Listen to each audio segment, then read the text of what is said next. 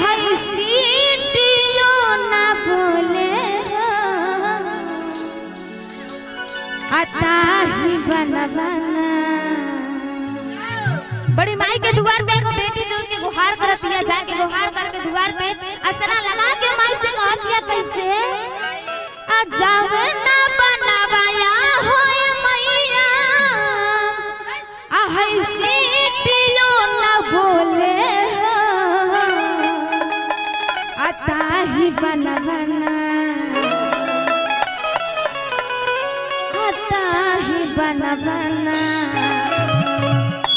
कि मैया मोरी लावेली हिलोरवा कि ताही रे बनवाना। कैसे भाव में जवन बनवाया होए मैया